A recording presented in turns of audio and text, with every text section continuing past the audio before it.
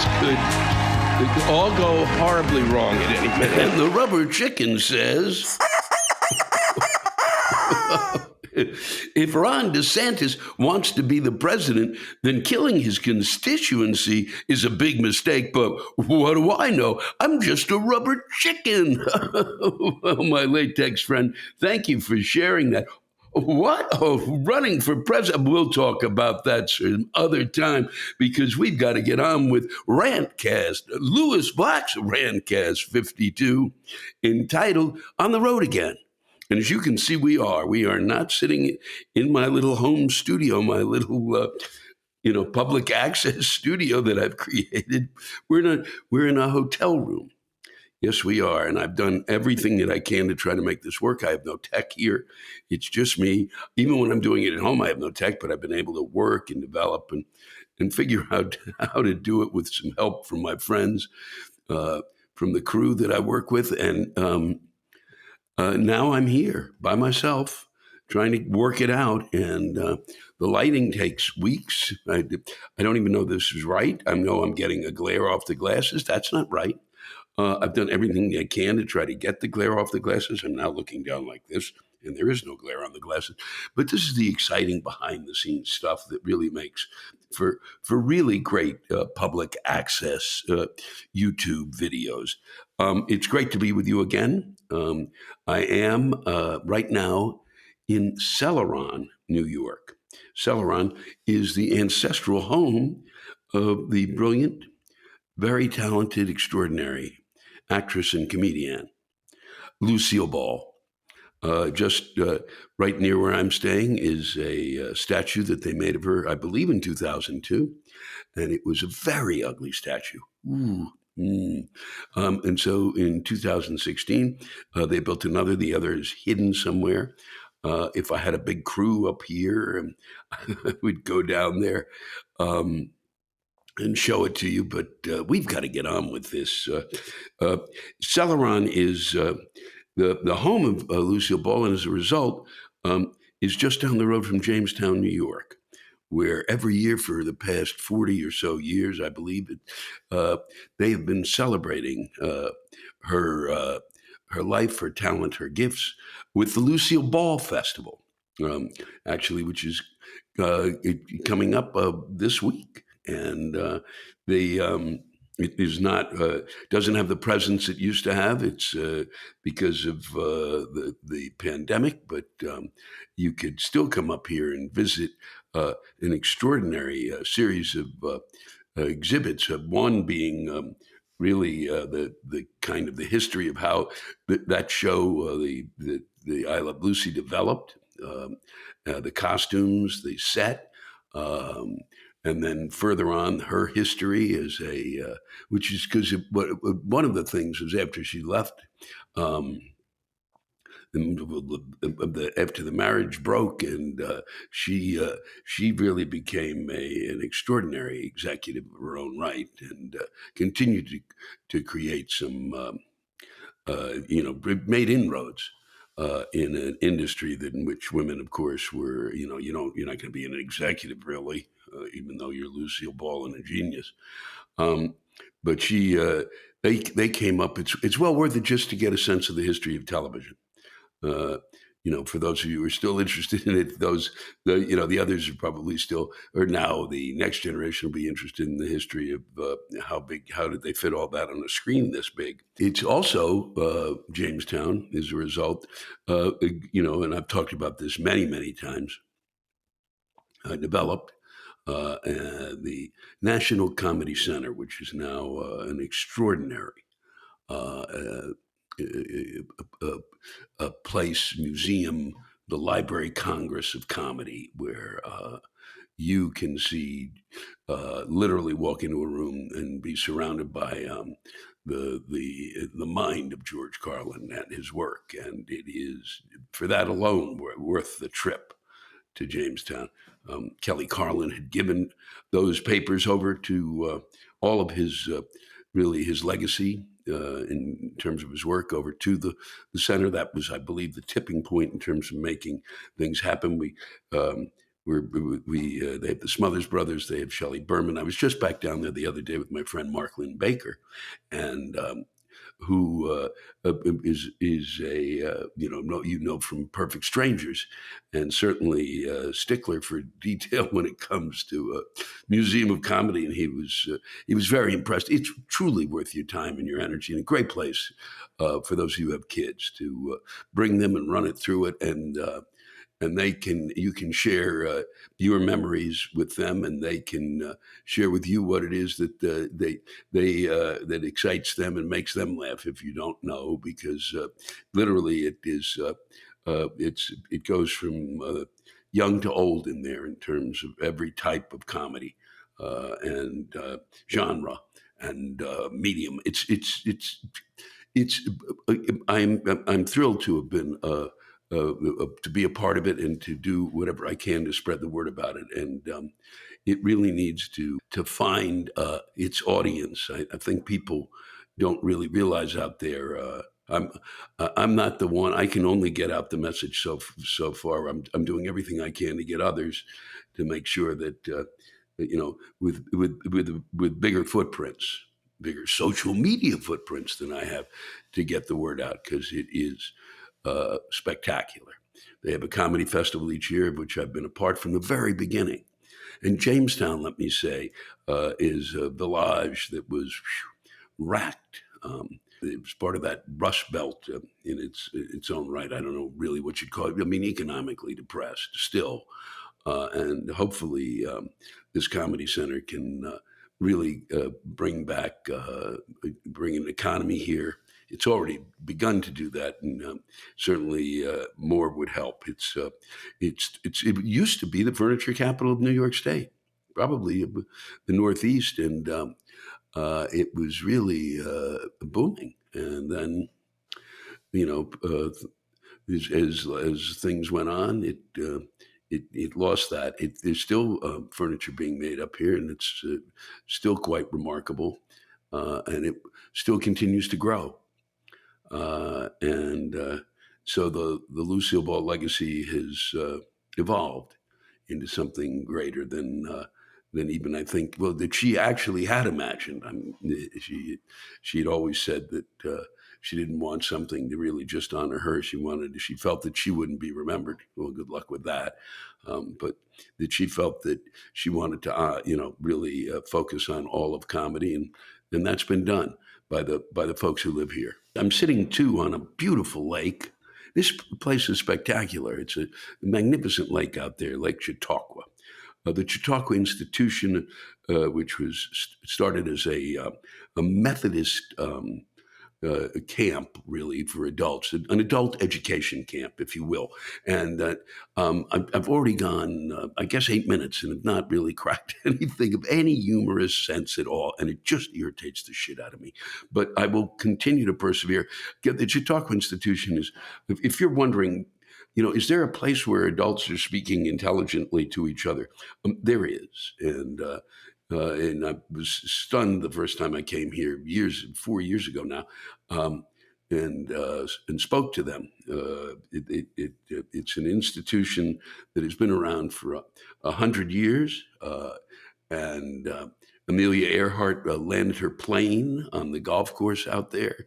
When she spoke here, everyone and their mother has spoken here, and it is there in the amphitheater here at Chautauqua, at the institution. I did my first performance of my first show at the amphitheater. It's an outdoor space. I've been on that stage 4 times, and there are 2 reasons I chose to do it there. 1, I was asked. That always helps. Well, 2, it's outdoors. And that was really important, especially at the time. And now, as we can see what's happening, is we move into flames again with the folks, with the numbers skyrocketing because people aren't getting vaccinated. And so I really wanted to work. I thought if there's any stage that I would want to work, it would be that stage. I didn't want to go into comedy clubs at this point and work on my act, as my good friend Kathleen Madigan had done. And she really kind of helped me along doing this because I was getting her reports on what it was like dealing with trying to come back. It's been really for her and for me, it's 500 days, 500 days from our last performances. And she was, it really helped to, calm me down and help me relax a little about working again. I felt very comfortable in that room. That room is seasoned by the 100 years of people's, even though it has even been kind of renovated, and people argue about whether it should have been renovated. No, uh, that's that area, that space is seasoned by the thousands of speakers who have spoken so well there. It's just a comfortable space to be in. I mean, I literally, when I thought about working there, I thought I could walk around that stage and do my act and no one had to be there. And that's really true. I'm very comfortable speaking on that stage. It's beautiful. It reminds me in its fashion, of the Ryman Auditorium in Nashville, a great space. Another great space, seasoned over the years by, performance after performance by tremendous artists. It just makes the room comfortable. It was great to be back on the stage. It made me feel human again.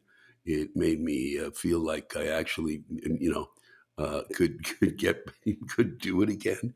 It the leading up to it was about 6 weeks of utter hell, of sitting there trying to do something I never do, which is to really write out an act. Part of my act was already things that I had been doing before that did not go in that last special, the last show that I did.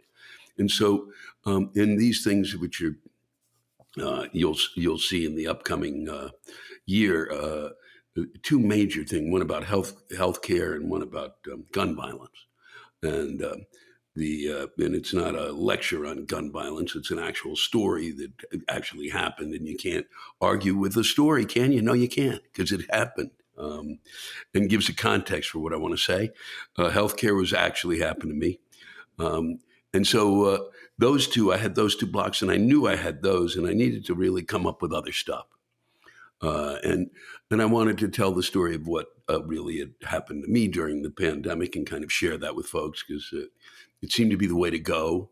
And So I wrote out this stuff, and then when I'm doing that without an audience, I'm blind. It's like I'm no sense. I'm deaf, blind, dumb. I walked on that stage, though. Let me say, and the room just was the audience was unbelievable. The energy was extraordinary that came over the onto that stage, that rolled from them to me. It it was not. People would say, "But what do you miss doing comedy?" No, what I missed was my relationship with my audience, because that was my primary relationship.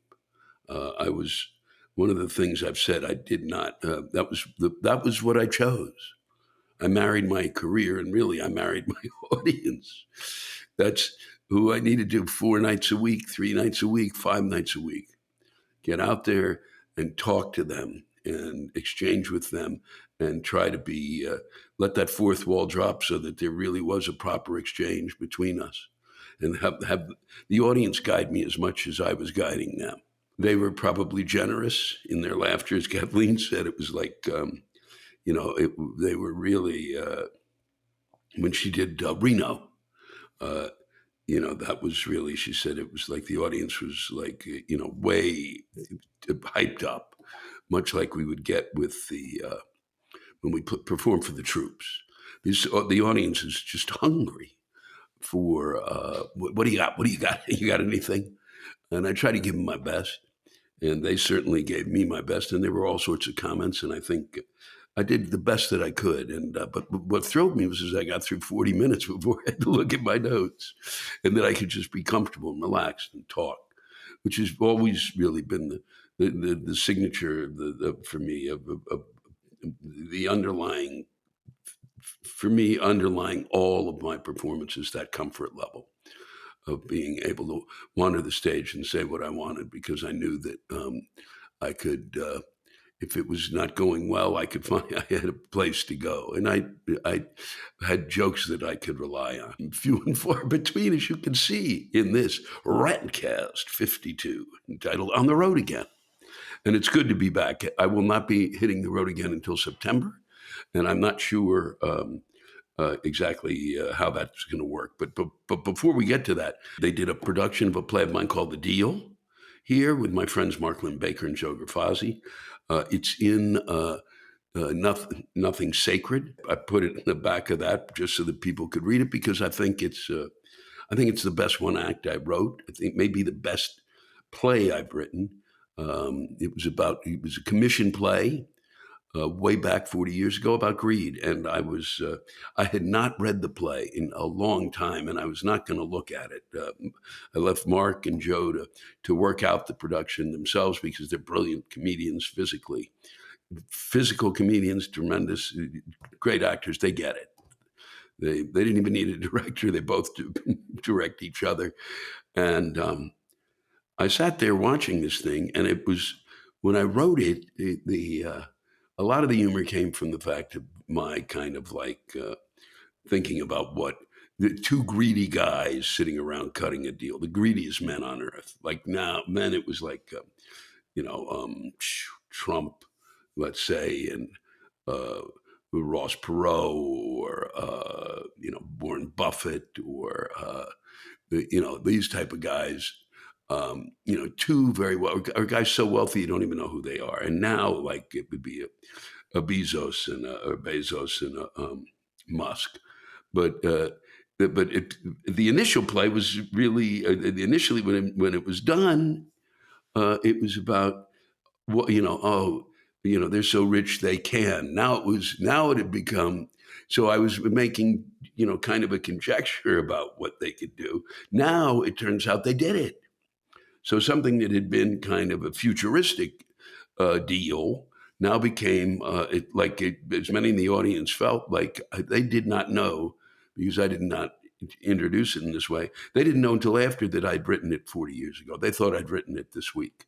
This past year, and that makes me very happy. And I hope that some of you get a chance to read it. And I hope that somehow, if I can find a second short play to go with it, of which I have some, but none is really none is as strong as that.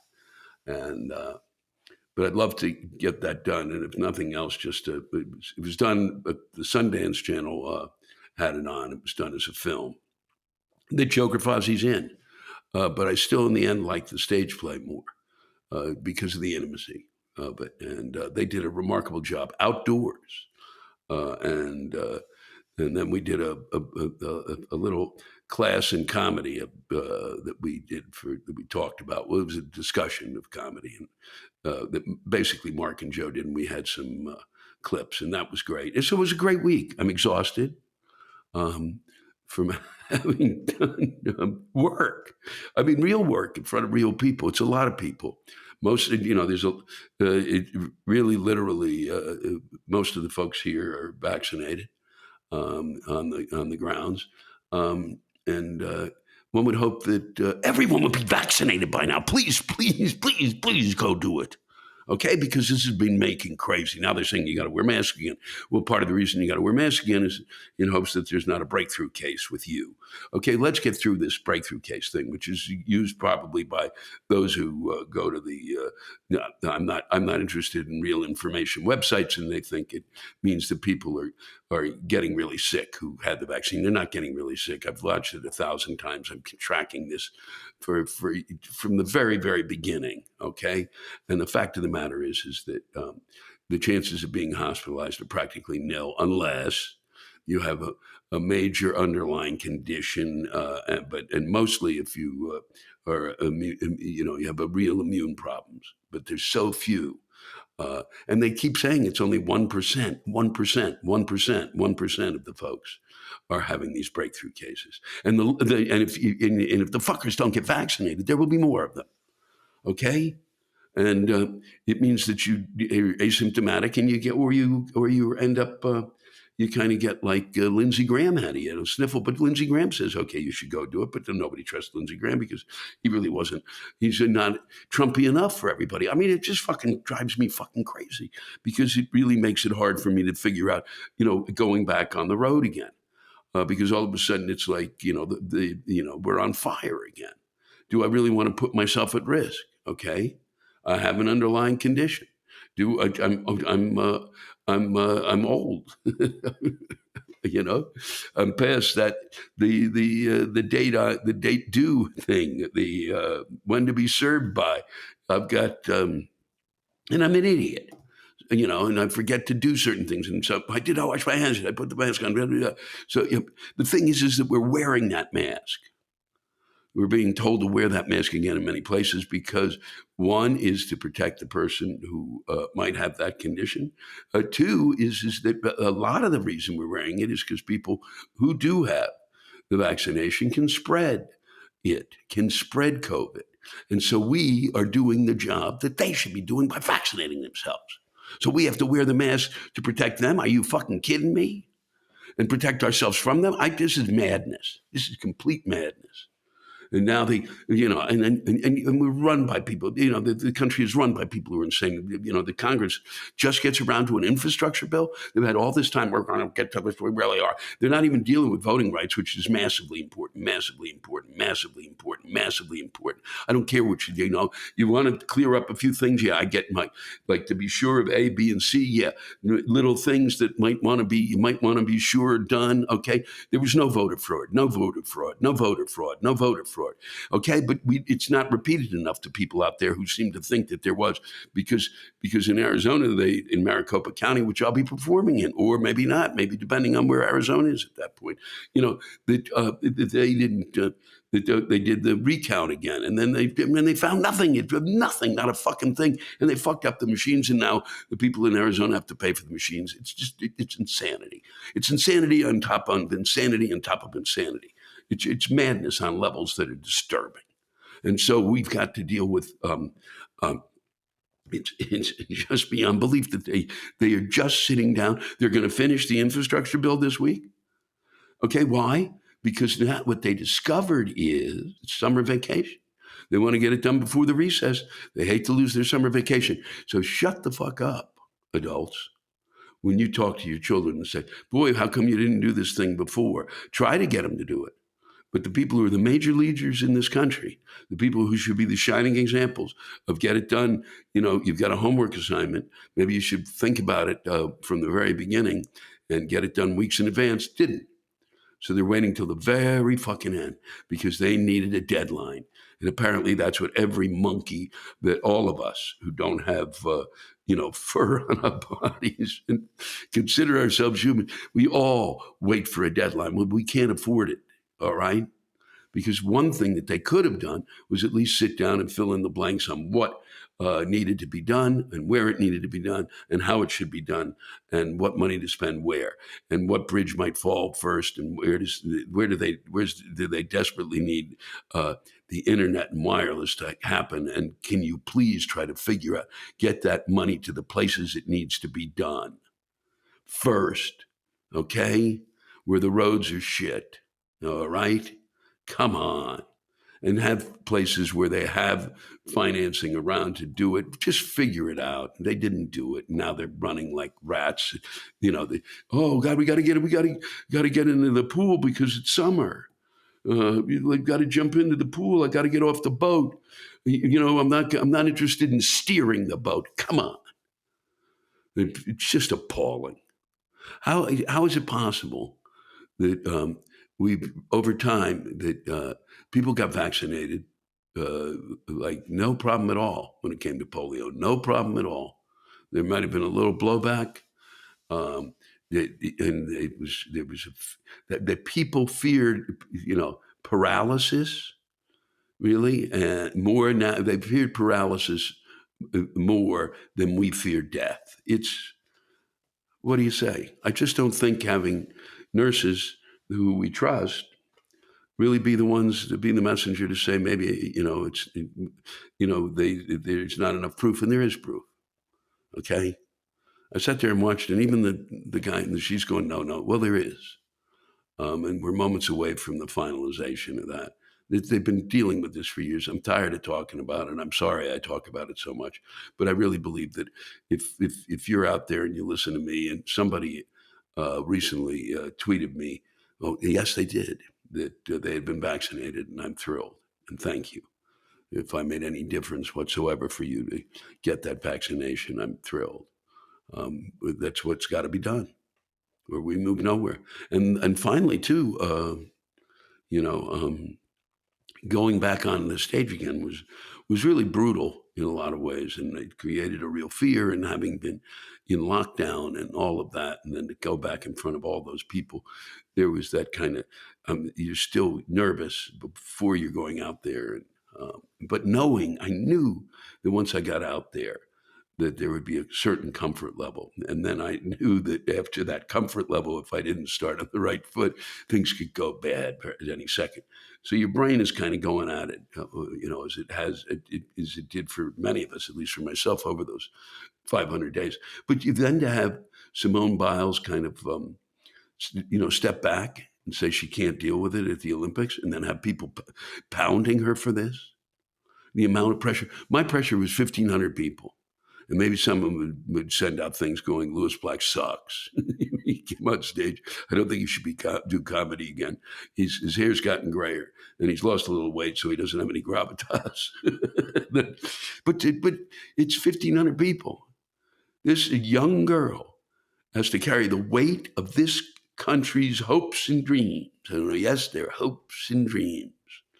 Because representing this country is exhausting.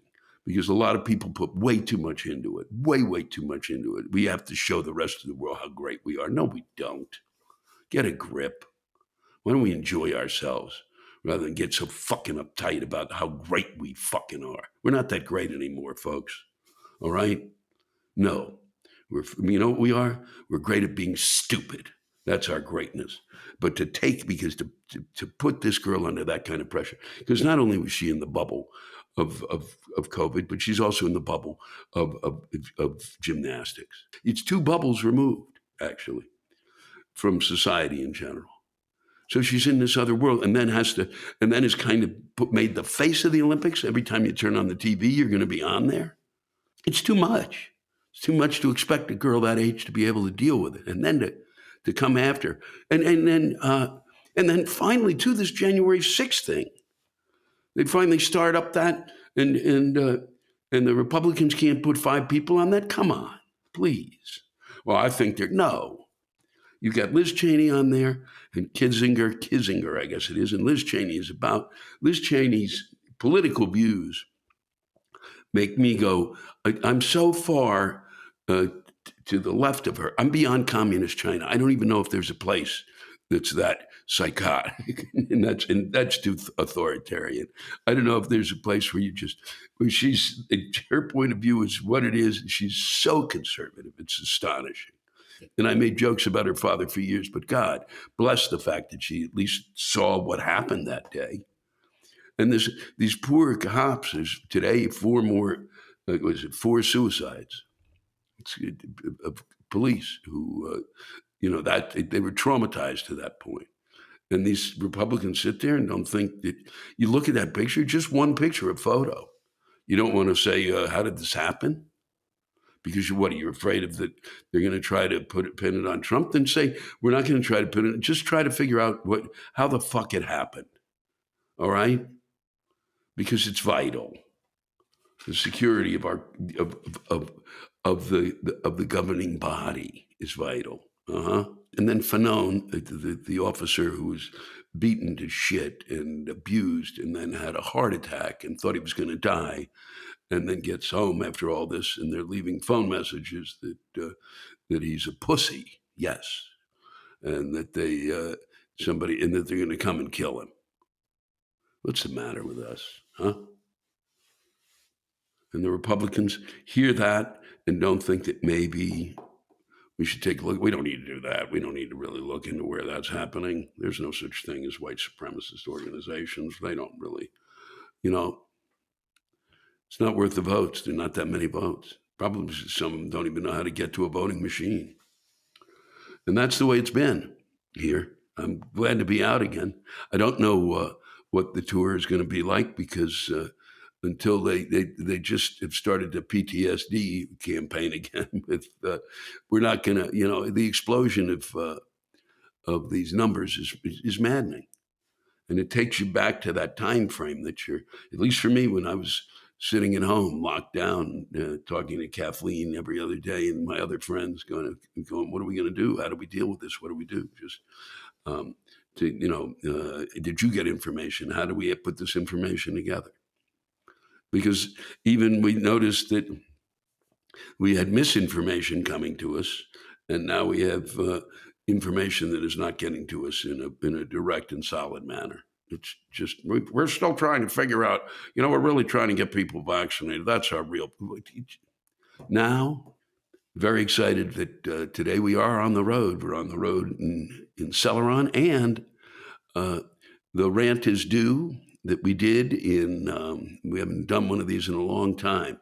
That we did in 2020, February 6th. We were rolling into Coral Springs, very beautiful, Florida, hotspot now. Oh boy, off the charts. We were at the Coral Springs Center for the Arts, and it was a really good night. That whole year was. I'm not being waxing nostalgic because it was wonderful. Because it really was. The writing got better and better and better, and it's why I've kind of asked folks to continue to write now because they'd reached a plateau. I mean, a real sense of style and really smart writing, and I'm still getting stuff that's terrific, and I'm getting forms of anger that are astonishing. Some of the stuff I can't even read. People are really pissed. If I haven't read yours and you were really, really angry, it's just I didn't want to get us all in trouble. Okay, some of you said stuff that was just I know you didn't mean, but or maybe you did, and I want to thank you all again. I hope to see you down the road soon, and we'll be coming. I won't be with you next week because I'm taking a break, taking a little vacation. I wouldn't call it a vacation. Well, yeah, it is a vacation. I'm going to be working on my golf game and then coming back up here to the National Comedy Center to try to figure out a couple of things because I think I'm trying to do a travel show and I'd like it to be about Jamestown, one of them in Chautauqua, because I think it's an interesting story. And there are a couple of really good restaurants I want to introduce you to, and some jokes I want to tell along the way. We'll see if we can get it done. I don't know. I may come back here and figure out if we can do a shoot here, and then I'll see Mom, and then you'll be getting another Rantcast 53 entitled "Who Knows." Thanks for joining me. Thanks to all who came out to see that show. Thanks for all the nice things you've been saying on Twitter, and thanks for everything. I can't tell you how deeply I appreciate what you've given to me. Take care. Have a good week. Enjoy your break from me.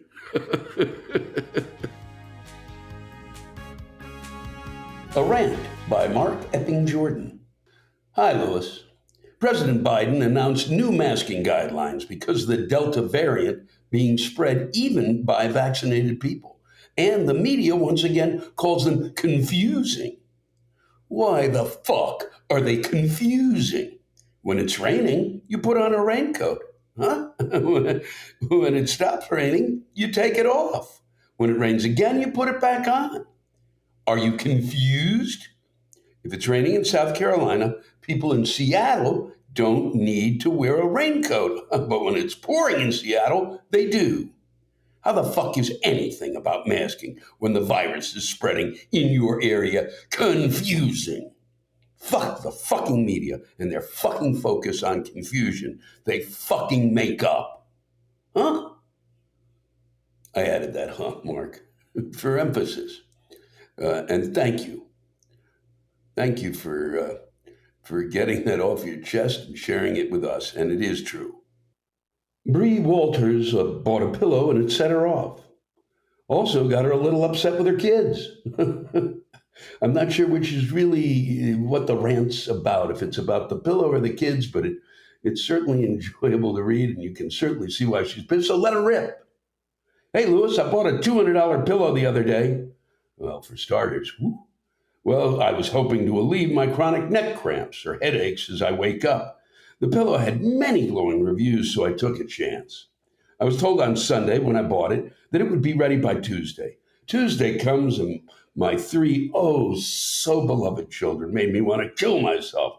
So I didn't go retrieve it. I did call to make sure the store had it, however. They said the warehouse had it, and I need to pick it up there. Well, thanks for the heads up. The warehouse is an hour away from me. I scoop up my 6, 3, and 2-year-old and dump them in the car to go get it. I leave around 10 a.m., expecting to be home by around 12:30. I get to the warehouse, and it takes around 10 minutes to get it. Not a problem.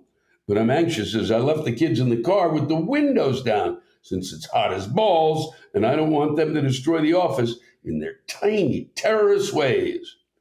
The pillow they come out with is the wrong one. It's sad and deflated, much like a flaccid penis. Utter depression when you look at it. What the fuck? That fuck if I'm gonna sleep on a $200 deflated penis pillow. And who can blame you? I inform them this is wrong, but they can't fix it. I need to call the store and get them to fix it internally, which is fucking stupid.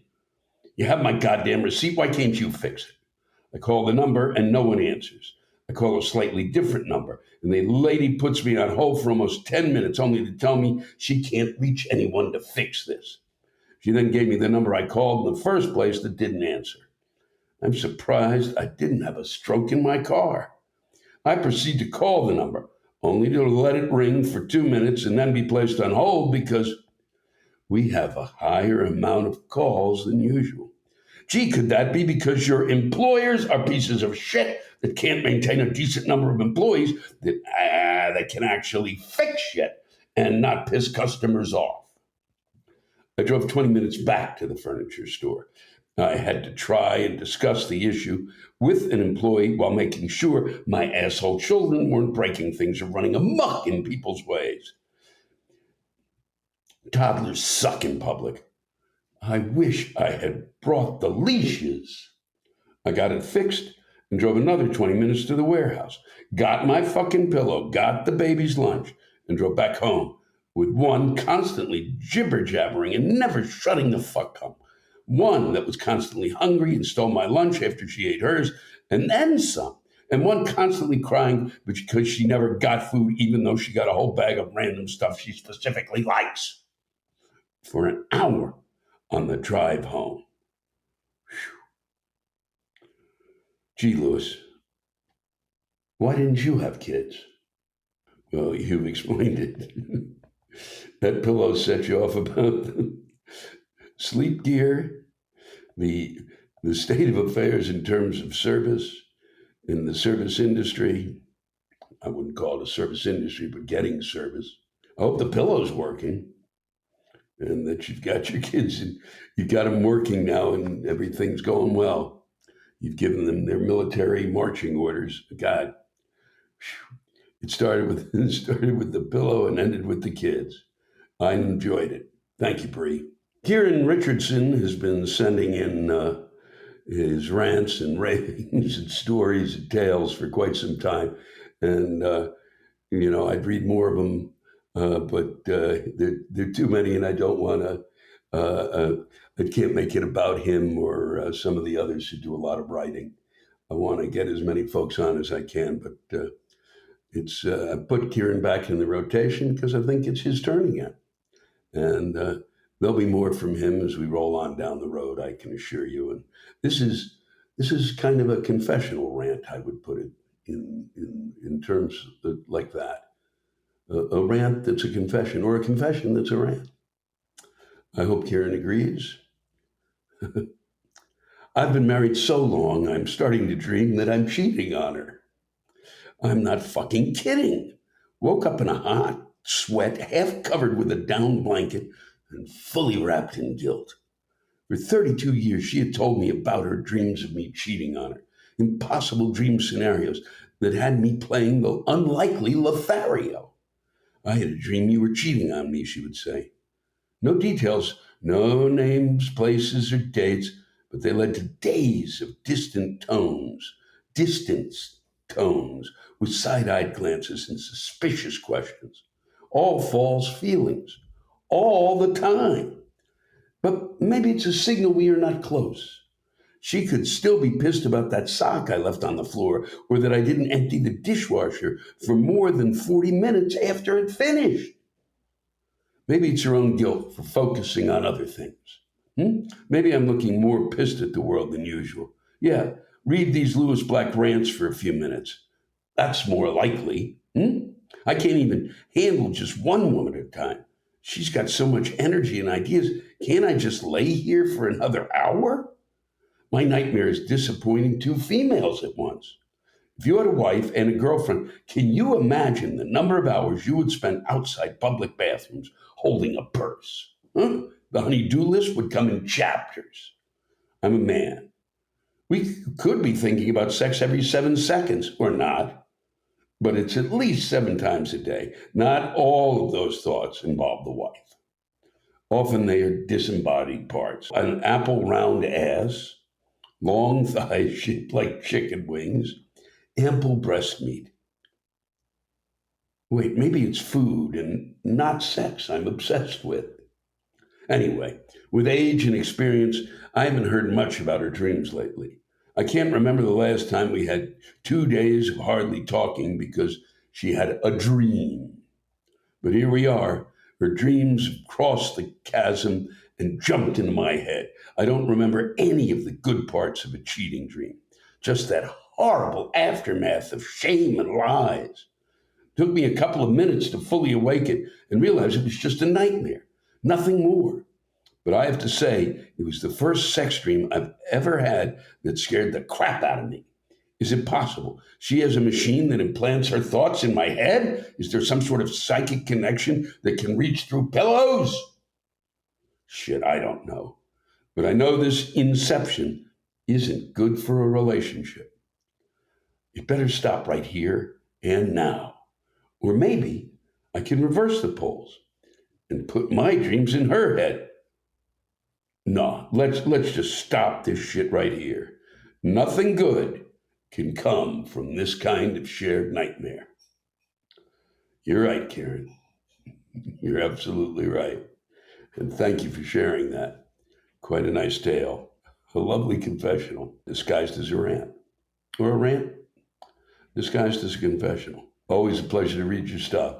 A fan is a little upset, more than a little upset, irritated, more than irritated, a little angry. He's pissed. You'll see why. I've heard this complaint from others. I'll share it with you now. Great work on the Rantcast, Lewis. You are saving a lot of people's sanity with it. I'm one of those people, but God fucking damn it, do I not have time for Spotify's bullshit. The speed and bass of your latest podcast is all off. Now, it wasn't yesterday when I started it, but while trying to get through the second half just now, it sounds like a slow-talking demon is coming through my fucking headphones. Though a lot of what he is saying resonates, I thought, hey, I'm burnt out from work. Maybe I just accidentally changed the speed of the podcast and am overreacting to something I caused. Nope. Turns out all I can do is to try and adjust it. It is to simply speed up the demonic voice. The second thought was that maybe it is the app, but no, it's just the most recent episode of the Rantcast, not any other episodes or any other podcasts. Of fucking course. I naturally then went down the online rabbit hole to see if I was the only one. And sure enough, I'm not. It looks like this happens with various podcasts, periodically. It was clear that there wasn't much I could do. Certainly not much more. And that said, this pain in the ass was an opportunity for a reflection. It made me realize how much I look forward to the Rantcast. and how much it helps to hear you and others' view on things, even if I don't agree with all of it. So instead of searching around, I decided to come here to leave you this note to say thanks for the Rantcast and to say to Spotify to get your fucking shit together. I don't pay you a subscription only to have to go to Apple Podcasts to get my rant fix. Are you listening, Spotify? My friend, my fan, had something to say to you. I did hear that from a number of people, and I'm apologize for that. I don't know how that happened. Maybe it was kind of they were experimenting to see if they could sell me better as a demon from hell, a demon spawn, and that they'll get right, and then that'll come up as words as I made that noise would be. Spotify's great. Spotify's great. Thank you. Thanks for sharing that. I did hear from a lot of people, and I was upset. And I'm glad to hear it's happened to others. Hopefully they've gotten it fixed, and you don't have to go through that shit again. You can also see it now on YouTube because I'm filming it. And this is it's weird to film it by yourself in the middle of nowhere. I'm in the middle of, well, it's not nowhere. You'll hear at the beginning of the Rantcast. You've already heard it. Tom Wade had this to share with us about the virus. A lot of people had a lot of things to share about the virus this week. And I didn't want to just read virus rants. Not only would it be too many virus rants, but we've all been ranting, whatever side we're on with the virus. And I really think there's only one side, vaccinate. But this is what Tom Wade had to say. Lewis, I imagine, like many others, we are getting very tired of this whole virus thing going on. Oh, there are many others, Tom. I'm just wondering, does anybody have any real data that compares people who have had the vaccine versus people who haven't had the vaccine and their status of how sick they get? As a Florida resident, this is getting ridiculous. Why don't we see any real data about stuff that actually matters? Not how many people got sick this week, but how many this week got sick and had immunizations and then actually had symptoms versus people that have had no shots. I like how the former president's idiots are finally telling their constituents that they need to get immunized. Wow, it's about goddamn time. What were they expecting to happen? Somebody to reach down from the heavens and tell them they need to protect themselves? We have seen people from across the country move this way to get away from the virus. But are they really helping? Huh? Or are they just agreeing with their favorite governor's ideas? Lost in Florida. Tom, and you, as of this morning, most cases. But we won't be changing any mandates there because why would you?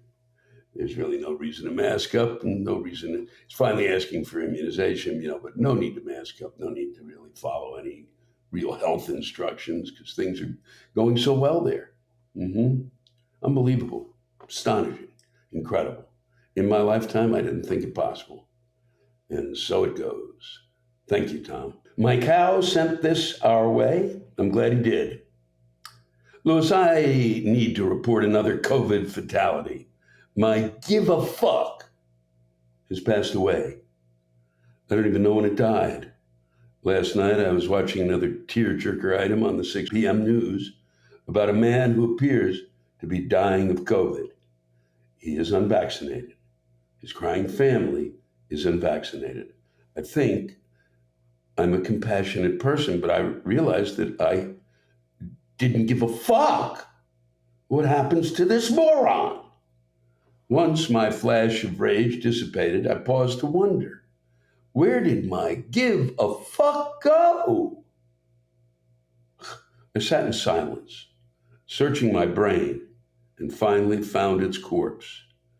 It had written on the wall, "You can't cure stupid," and had cut its wrists. Yeah, I am pissed off. The longer this shit show continues, the more pissed off I get. Times of crises tend to bring out the best in people. folks helping each other during floods or other disasters of common occurrences. But not during COVID. Hell no. Nearly half of our citizens don't give a shit about anything but perpetuating stupid. Seriously, I didn't think this crisis would fundamentally change me. Sadly, it has. God, maybe only temporarily, I hope. Mike Howe, Susanville, California. Well, I understand that, Mike. I talked about that empathy factor a few weeks ago, and they're wearing it out of people. Wore it out of you. It's hard. I got a couple of things I'm not reading this week because they were about, basically they were and long rants and very detailed and really well written, and I just couldn't in the midst of the horror that's occurring. What the folks were writing was that that basically that what they felt the advice should be for those who didn't want to get vaccinated was to make sure that they absolutely didn't get vaccinated, and that in the result that they would get sick and they would die. That was really why push for their vaccinations if this is the way they were going to act. But they were much they were written much better than what I just said, but they were really brutal, and I just couldn't bring myself to read them, and I kind of apologize for that. Maybe my empathy factor has risen too much during the pandemic, and I've become unable to do that. Just unable to kind of beat my plowshares into swords. Well, did you hear that? I kind of flipped it. Thank you for that, Mike. And thanks for all of you who sent in those really disturbing ones. Regina Downitch has sent in a tale that is, it's a tough one. And it's probably hard for her to write and hard for her to share. And I'm reading it because I'm hoping it will help her. I think that's why she wrote it. And I'm hoping it helps her. I know, and I think it'll make a difference to you out there listening. In its own way by hearing it, and it certainly made a difference to me when I read it, and I'm sure it will after reading it aloud. And I hope I get it correctly, Regina. I am a burn victim / survivor. To tell the story would be too complex. I am burnt on 39% of my body with third-degree burns on 39% of my body. It is nicely located on my neck and right arm. Although this is certainly not funny and has left me physically, mentally, and more importantly, financially depleted. Getting medication is no joke, yet the only way I can move. This keeps me in a constant state of hyperarousal. I understand about the opiate crisis, but there are some folks that honestly need them. I know this is no joking matter. However, for me to be prescribed these meds, I struck up a deal with my doctor in Woodstock. I live in New Paltz and do not drive. I have to call the office every 11 days because he needs 72 hours notice to send my scripts to the pharmacy. It takes me days on hold to get through to a fucking doctor's office. Took 3 days this time, on hold for more than over 2 hours per day. A while back, I sent Kathleen a dinner invitation for when you were both in New York, even though you don't know if I'm nuts. And I am, but not a harmful nuts. Who would not be nuts? I was told I was beautiful all my life, inside and out. And then now I look like a monster and I cannot look in the mirror. I had $62,000 in IRAs and was out of my mind, yeah. I had plenty of time to move this money into my son's name. But how could I think of that when I had no skin on my body? So I spent all that money on medical bills and am now living on $11,000 a year. I worked all my life, starting in the early 70s. Minimum wage was like $3.15 an hour. And because I started as a waitress working at the Rocking Horse Ranch in Highland, I was paid $3 a meal, breakfast, lunch, and dinner. Same tables, every meal. Where am I going with this, Lewis? I'm not sure. All I know is my life is a total rant. I just wanted to tell you how much I admire you. You make me feel like you understand me, and I just wanted to say how grateful I am. All I know is my life is a total rant. Well, it certainly is, Regina. It certainly is. Every one of those lines could send someone screaming into the night. And I want to thank you for sharing that with us. And I hope that my reading it helped in some fashion. I hope that our society becomes more empathetic and that we realize that there are those like yourself who have to struggle on levels that are unimaginable, especially to those sitting in the Congress of this country who really have that, or the king who sit and go, boy, that's going to be too much money. I have no trouble giving it away to others who don't need it. I do hope, and not that money would be the answer for you, but boy, $11,000 a year to live on, under the kind of stress you're living under, not fair. I don't even have the words. Your words say it all. Thank you.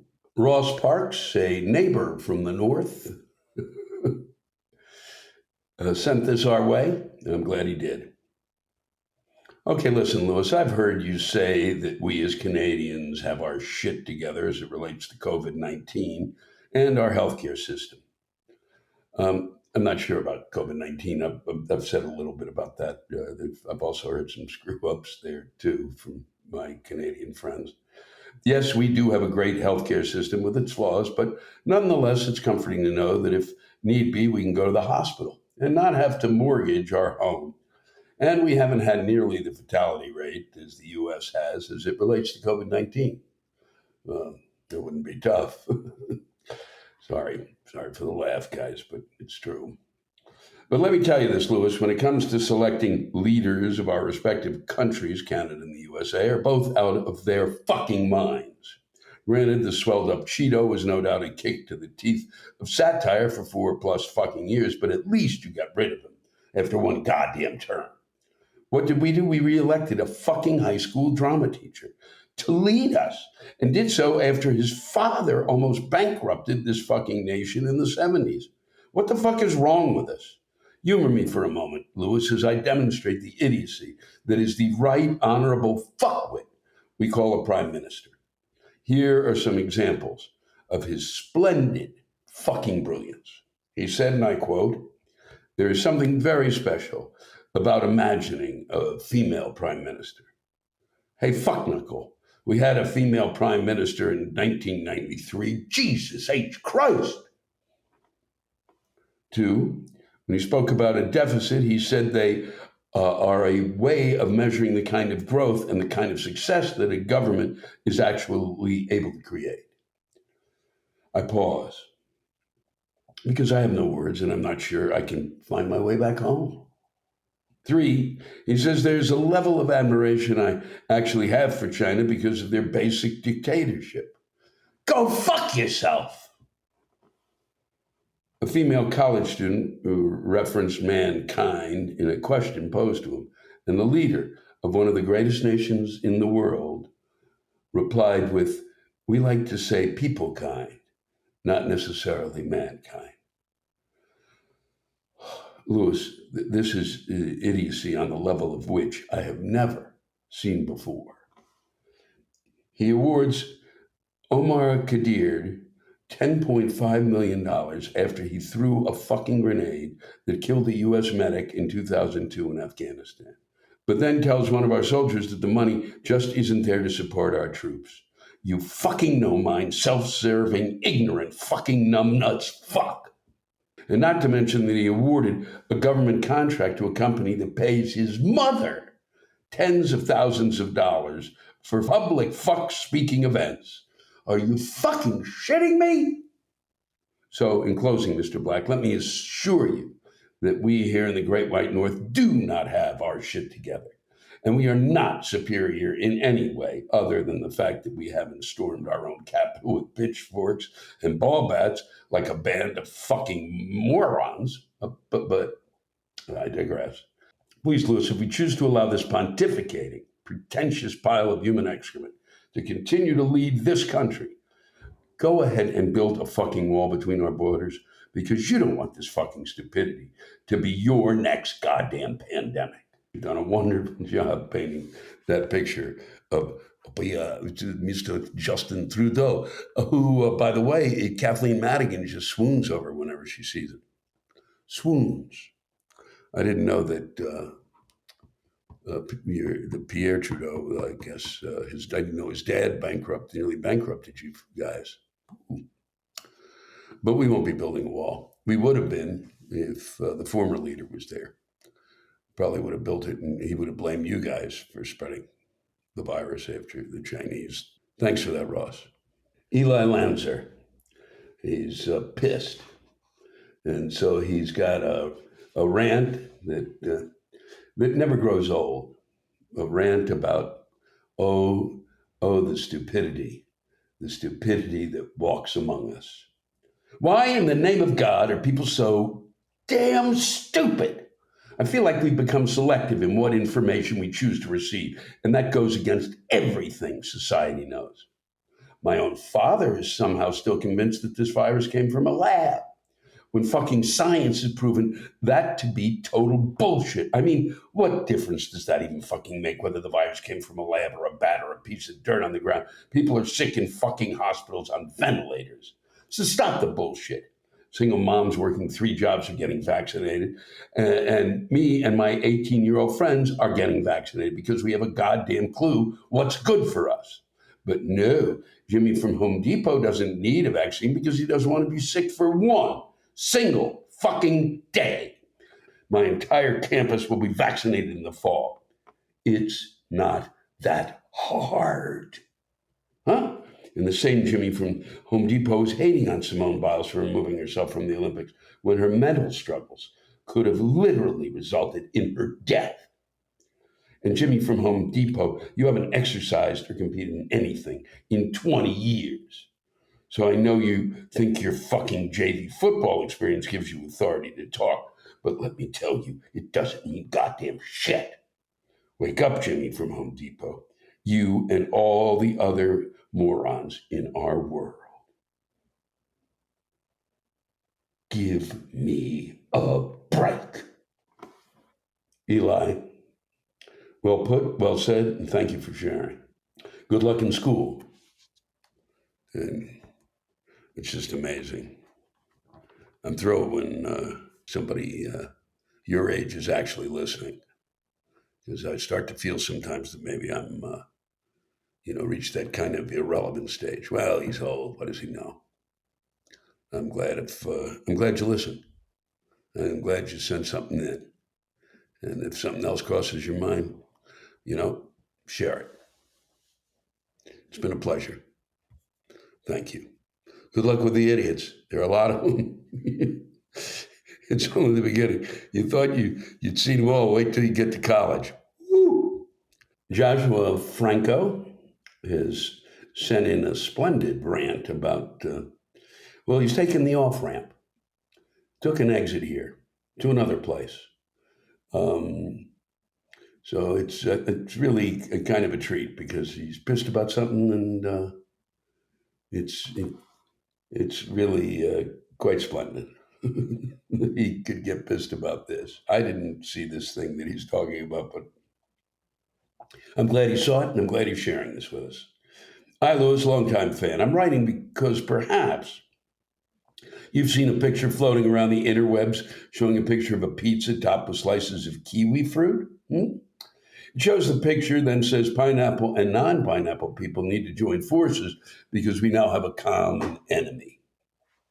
Well, I just saw it. It made me lose my shit. No, I think it's perfectly valid to say both the pineapple and kiwi people are both wrong. Now, the pineapple people just found out what we've known all along, The fact that they want to use this to validate their own egregious behavior is hypocritical and a sort of weird privilege. They can dabble in the unholy, but no one else can. Get the fuck out of here. For real, though, the pineapple people are the ones who started this shit. It was us, right minded, law abiding, decent folk who've been saying for years that shit shouldn't happen. We knew where it would lead, but didn't say anything because how else would the pineapple people learn? Now they want to act all high and mighty and outraged. No, this is their fault. They went around defending their own god awful monstrosity with the reckless abandon of a 5-year-old hepped up on a Red Bull climbing into the driver's seat of a Bigfoot Power Wheels. What the fuck did they think was going to happen? They know what the world we live in is like. And I know what you pineapple people are saying. Oh, Josh, how could we foresee this happening? We couldn't know. Bullshit. The only thing that's surprising is that this creation in the picture, born in the seventh circle of hell, hasn't reared its twisted visage sooner. They need to take responsibility and fix this themselves. Then they owe the rest of us people an apology, a long, groveling, tear-filled, begging for forgiveness apology. And we'll give it. In our magnanimity, we'll give it. But God damn it, if we ever let you pineapple people fucking forget it. Next time you fuckers better listen to us when we raise objections. This is bullshit. Thank you. Warmest regards, Joshua Franco. Taking the pineapple pizza people to task, and rightfully so. Rightfully so. This rant comes to us anonymously, and it's about what we've been going through. One of the many that came in this week, and I think a good representation. Short, sweet, and to the point. Thank you. Dear Lewis, thank you for providing an outlet during this never-ending shit show pandemic. I'm a mom, healthcare manager, and an individual with autoimmune disease. How many times must we relive this fucked up long version of Groundhog Day? I live in the goddamn show me state, a state of misery. How many fucking doses of vaccine does it take to prove to someone it works? Huh? All these idiots are worried about long-term effects. Do they scrutinize the pills they take every day this much? What about the fast food? I've spent the last 10 years fighting and clawing my way into remission, and even a mild case of COVID after vaccination could throw me back into a brain fog of misery and despair with a motherfucking flare. Fuck you, fucking fuckers. Fuck you, fucking fuckers. Fuck you, fucking fuckers. For the love of the unbe-fucking-lievable, if you are not going to be vaccinated, wear a fucking mask. I have a right to the freedom of breathing COVID-free air. Anonymous and fed up. I can understand why you're fed up. And for those who don't know, the show me state, the state of misery, is the fabulous state of Missouri, the home of the great Kathleen Madigan. Lake of the Ozarks exploding with cases. Take care of yourself. Be good. Thank you. This is a rant from Garrett Jackson, and he's pissed about a lot of the things that folks have been pissed about in the rants this week.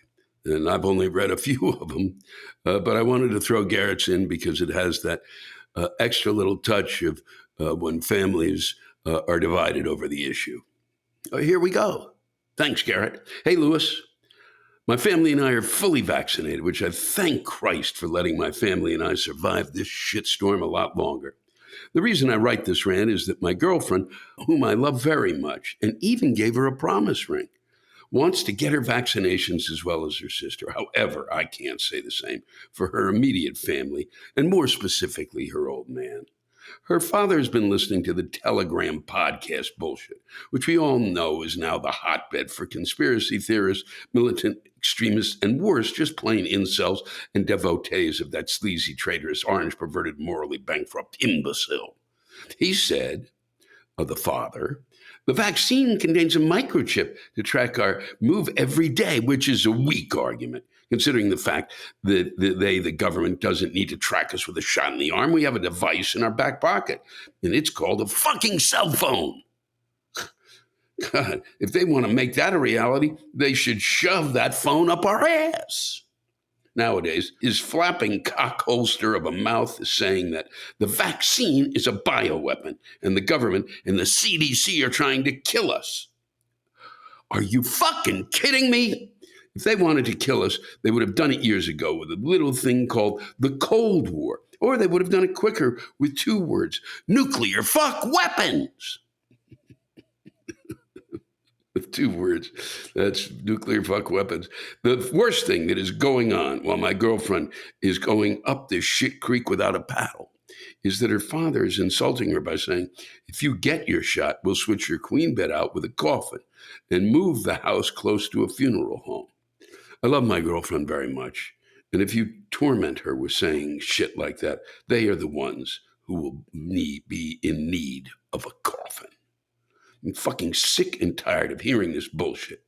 And if I hear it anymore, my brain cells will start to commit suicide.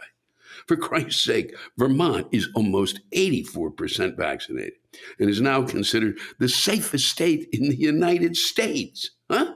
They're opening bars, shops, campsites, and dancing. Dancing! Wake the fuck up, America. You want things to get back to semi-normal and do things like Vermont? Then shut the fuck up, turn off that bullshit spewing podcast, and get your fucking COVID vaccine shot.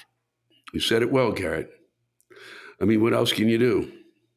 Hopefully, by now, she's gotten her first shot, and congrats on the promise ring. Hope everything works out. Good luck with that in-law. Boy, that's a long Thanksgiving dinner that I don't want to contemplate. I'm sure you don't either. Take care of yourself. We are coming to you live at the Coral Springs Center for the Performing Arts. And we are in the Florida leg of our journey. So this is the time in which we left cold weather, and now we're down here and it's warm, and then we'll go back and it'll be cold, and I'll be able to develop some sort of a culture in my throat. This will be a time when I get to go to the airport and wonder, God, why aren't you wearing a mask of some sort? How come they don't give masks out? Am I really going to get that? Is there going to be? Am I going to end up in the coronavirus? And that many people, when people say, gee, when they say, well, why are they the smartest country on earth? Well, if we're so fucking smart, why did some Americans actually think that the coronavirus, you could get it by drinking Corona beer? And they did, and they did, and they did, and they did, and they did, and they did. For those of you who are watching worldwide, help us. Help us. You imagine that? Son of a... And they vote. We'll get right to this because you've got... there's a lot that's come in. This is from Steve Snow. Hi, Louis. Why do you come to this theater where the seats are so fucking close together? A Spirit airliner coach seat feels like first class. Well, that's why I come here, Steve. So that after the show, tomorrow, I think it'd be a nice time to get on a Spirit airliner, wouldn't it? Save some money and you'll feel, this is really comfortable. I don't wander from theater to theater, Steve, and go, fuck, is this seat? I'm not fucking Goldilocks. Got it? The reason is 99% of American theaters, the seats are too small because we got big. It's part of the Tufsky-Schittsky law of life. It's the deal. The idea is that this show is supposed to be transcendent. That's why people come to the theater, so they forget what the seat is like. And then you expand during the show and you go, fuck, now I can't get out of the seat. But what he says, why not come to West Palm Beach at the Kravis? Okay, no, I've been there. I'm gonna be honest. this was more fun.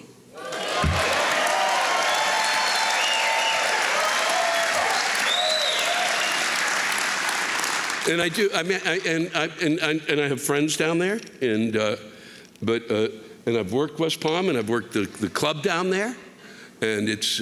But there is sometimes a bit of that community is what's the word we use? Entitled, and so a portion of that audience, it's like, oh, really? I'm not sure if Mr. Black was as funny as I thought. Could the jester try something a little different this time? So I'd rather work in tiny seat land.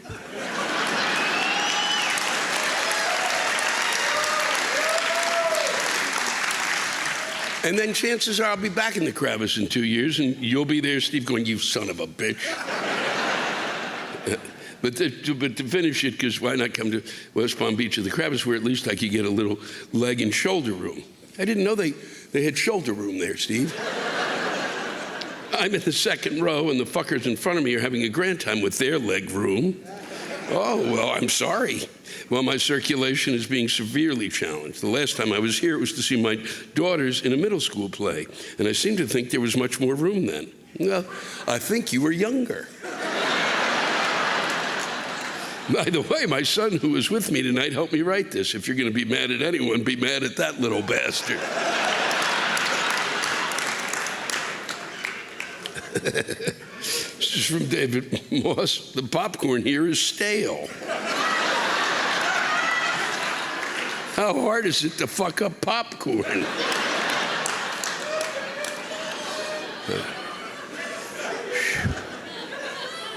Wow. Wow. Okay, then this is Corey Fairfield. Your show is expensive as fuck. Ooh.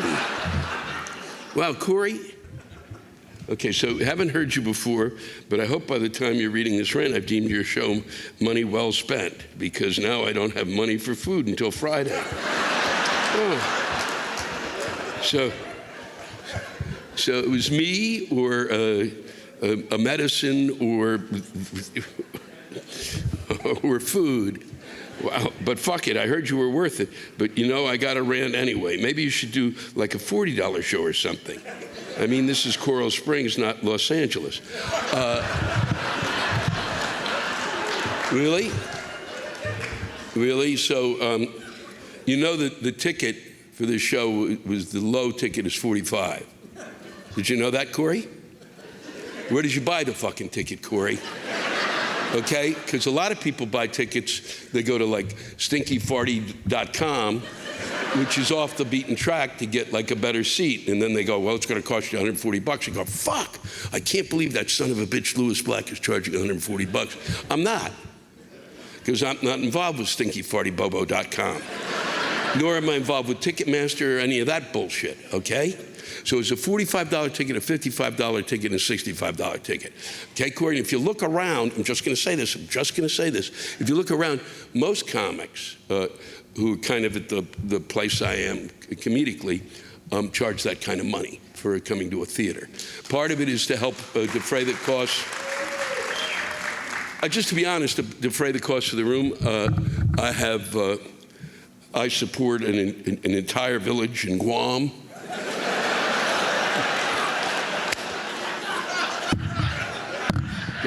I couldn't pull it off. I couldn't even. I tried.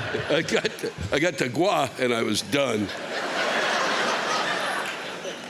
We do this thing here. This is a live stream, Corey, that goes throughout the world. Okay, and I don't charge anybody for it. All right.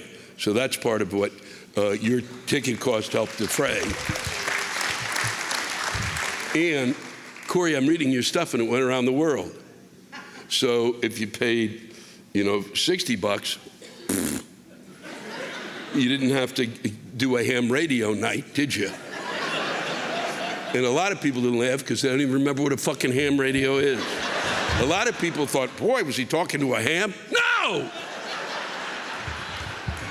So I hope this worked out for you, Corey. I will tell you this, you can join the Fuck You fan club and you will get better seats, and you don't have to pay Ticketmaster, and it works out just fine, and you pay $20, and you'll have tickets in the first 5 to 10 rows. So that's another way to beat this whole racket. But you should have called, Corey. I wait by the phone every day.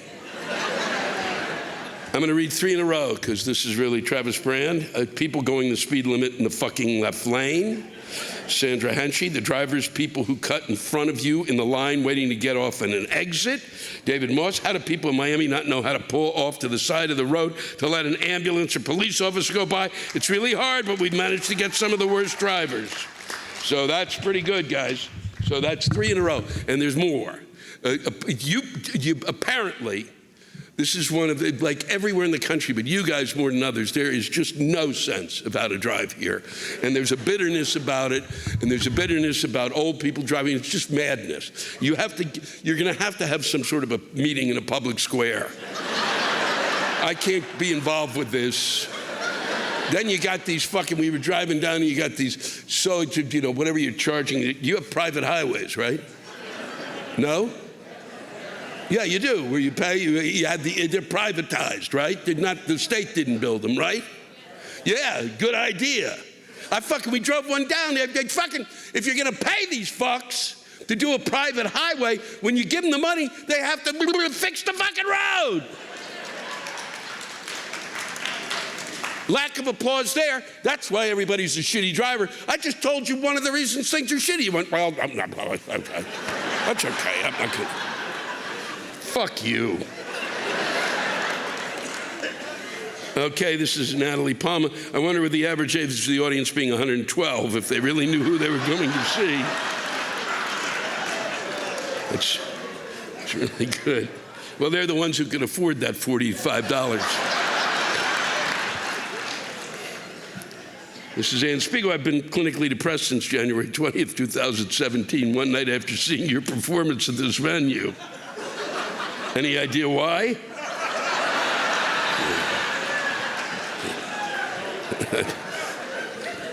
Depends on who you're married to. This is from Cherry Salibi. Louis, we are known as the Chad hanging, sugar packet stealing, cone of uncertainty, swing state of transplants. Driving I-95 rivals the Indianapolis 500 with no off-ramp. To add to our great misfortune, Donald Trump has decided to make South Florida his home. Fuck me over. I wonder if he'll put his presidential library of text messages on some of his own real estate that we have to purchase. Won't that be grand? A cultural landmine of elocution living in the pinky toe of America. Ask anyone why they moved to Florida, their only answer is the weather. This is Florida, Nancy Cohen. Florida's new Republican governor has lifted the ban on the term climate change. Look, imposed by the previous Republican governor, Rick Scott, for use in public documents. The previous governor is now a senator and voted to acquit Trump. Is this progress? No. I think that was a softball, Nancy. No, that's unbelievable. The fact that, see, as soon as they banned the word climate change, you, as one, should have risen as a people and just gone down there and grabbed him and said, we're taking you. And we're going to walk you to Georgia. And you should have been put on your shoulders and you walk up the state and get him out of the state.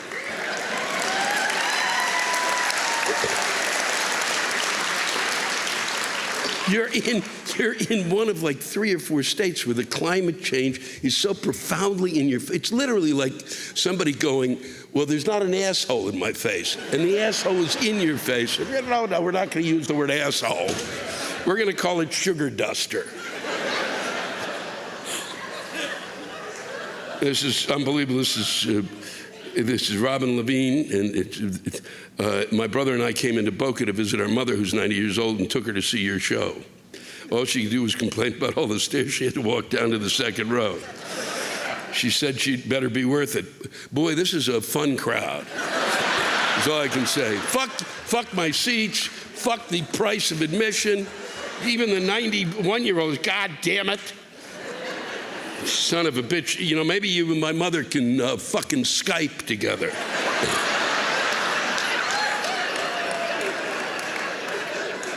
This is Roy Cohen. Our 91-year-old mother is sitting with us in the second row. We're trying to talk her into not driving. She's blind in one eye. Oh, boy. And getting an aide to run errands and help around the house, but she refuses. Maybe you can yell some sense into her, please. No. No. You can't. No. One eye, no. No. Okay? The only way you can drive is if you have to wear a pirate eye patch and a pirate hat and a pirate outfit. Then you can continue to drive. All right? And you have to have like a swashbuckling sword, and if you can get your ass in the car, then you can drive.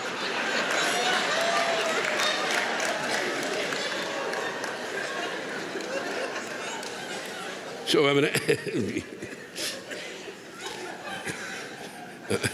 this is Alan O'Connell. Self-checkouts at supermarket and other stores. If I wanted a job as a checkout clerk, I would have quit school. And when I buy a jar of pistachios, I don't need a computer reminding me to put my nuts on the conveyor belt.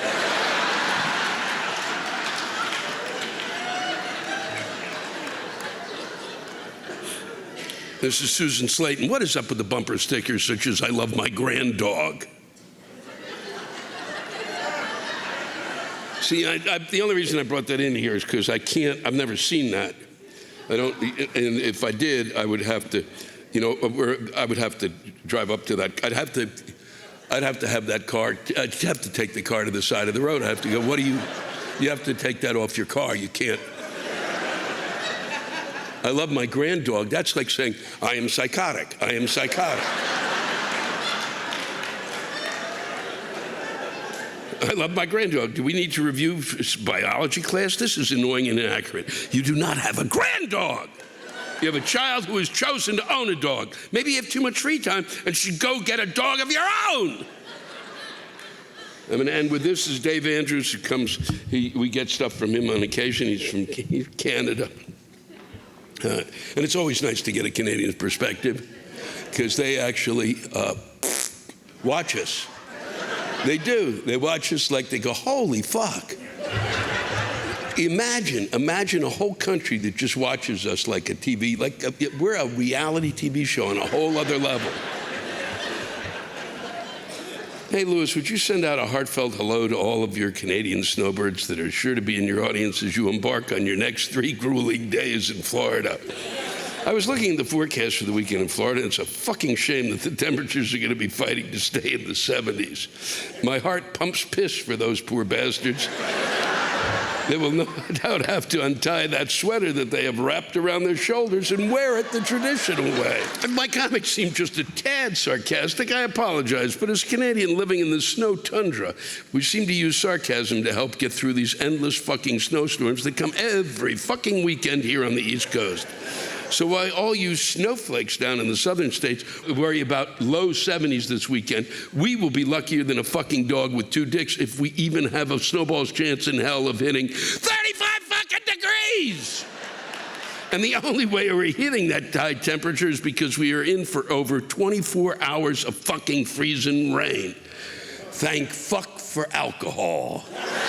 Thank you very much. It's been a pleasure spending time with you. Thank you, Coral Springs. Thanks to all of you for listening to my Rantcast. If you have a rant you want to get off your chest, send it in to me at lewisblack.com/live. You can think of it as therapy, or whatever you want to think of it as. Just let it rip. And I want to thank the true stars of our show, the ranters, and the splendid rants they gave us. Louis Black's Rantcast was created and hosted by me, Louis Black. It is produced by James Salkind. Our theme song by Chris Lane. Executive producer, Ben Brewer. Executive producers, Matt Kleinschmidt and Robert Kelly for the Laugh Button Podcast. And most of all, thank you, all of you who ranted so well on this show.